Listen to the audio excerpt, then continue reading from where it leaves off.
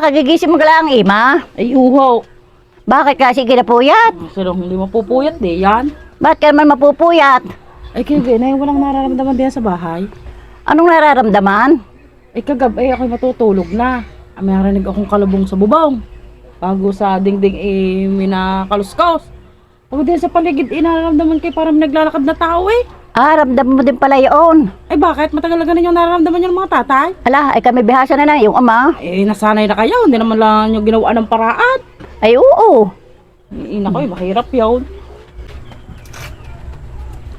Tatay, din pala sa ating bahay, may manggagalaw.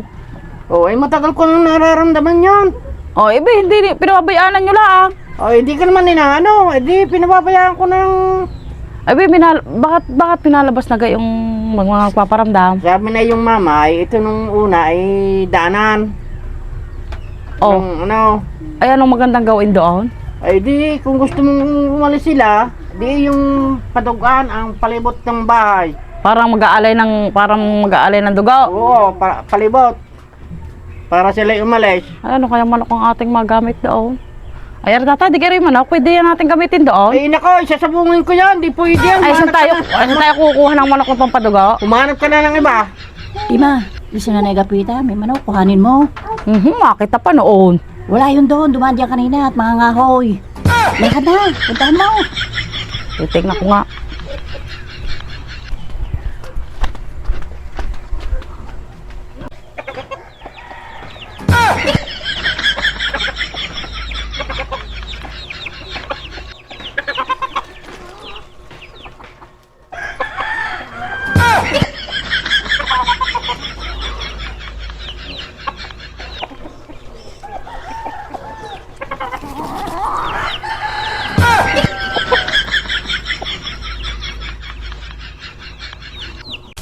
Hampuk na.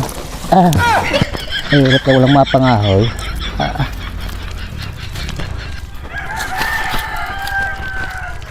Aba, may po kailangan ng tubo ito kinukuha nga yung manok. Aba.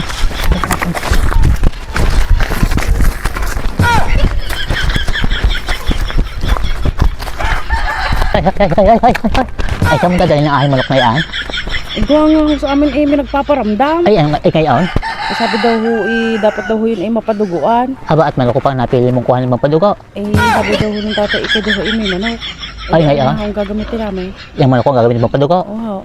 Aba, sino ko to sa iyo? Tatay, ho. Ay, nandiyan ka yung ama? Oo. Ay, kami pumarin sa saglit. Gusto ko makausap. Ay, din ang manok. Papanin mo ha, ngayon ama. Sige.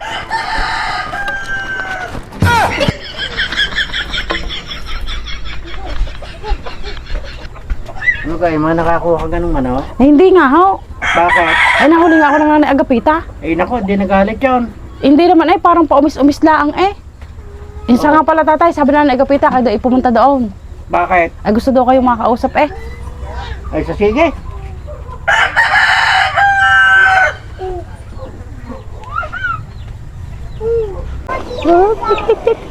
Bakit niyo ako pinatatawag? Ay, balita ko, aring malakong ari, yung pinakukuha. Oo, dahil nang patudugan ko ay palibot ng bahay. Ay, ang bahay niya, papadugaan. Oo. Aba, ay wala hanggang iyong manok at aring malakong ay yung gustong kuhanin. Ay maliliit pa ho eh. Ay, ibig sabihin na gusto mong kuhanin papaduga. Oo. Ay, pag ang gusto mo napadugo ka, Ay, pasensya na kayo. ay lumay sa diyan, baka dumugo pa ha. Tek na yan.